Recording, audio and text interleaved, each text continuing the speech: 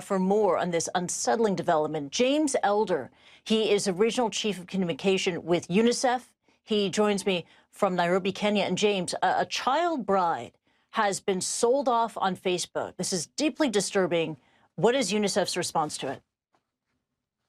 Well, it's terrible, and it's great to have attention drawn to it. It's ironic. It's World Children's Day. It's the very day we would draw attention to this. It's happened to 700 million girls around the world right now don't have this attention, the very attention we need to draw.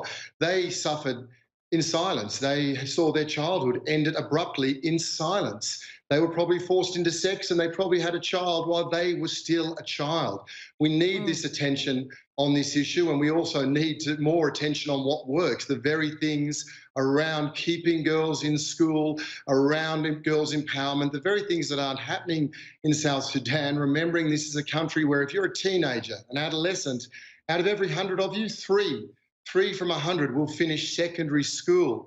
These are terrible, terrible numbers, and these are the things that feed into the sort of story we're talking about today. You know, you and I can condemn this practice, which is happening not just in South Sudan, but all over the world.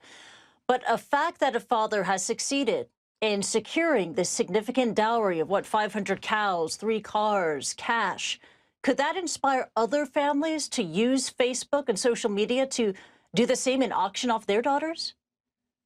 The dowry system is very strong in a lot of countries, and it really child marriage comes around because of poverty, because of this false perception that somehow they're protecting children, because, as we see and David mentioned, in South Sudan, really the whole country coming unstuck because of conflict. I think what's really important when it comes to Facebook and other social media sites is that their penetration in this part of Africa where I live has really grown exponentially in the last years. But media literacy isn't really up to par. So it's absolutely critical that they make sure that their content is not harmful, is not hurtful, that Facebook really spend that time and have a responsibility to curb anything that is toxic. Because while the rest of the world, on, as I say, World Children's Day, dedicate this time to how do we empower girls, how do we make a safe place for them, if we see that social media sites are able to then exacerbate these problems for girls, then we start going backwards instead of using the internet and social media to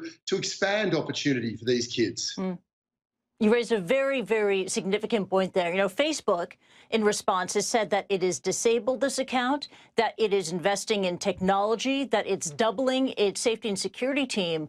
But you're saying Facebook needs to do more, namely it has to invest in the community, invest in media literacy programs.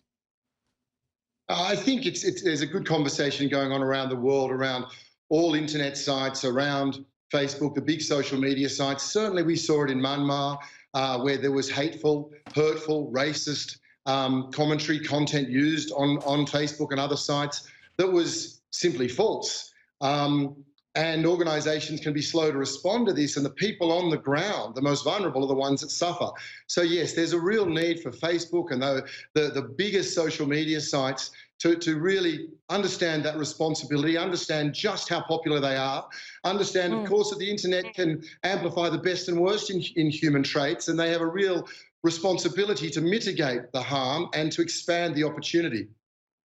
Yeah, they need to better understand the power that they have, both good and bad, in Africa. James Elder of UNICEF Africa, thank you so much for joining us.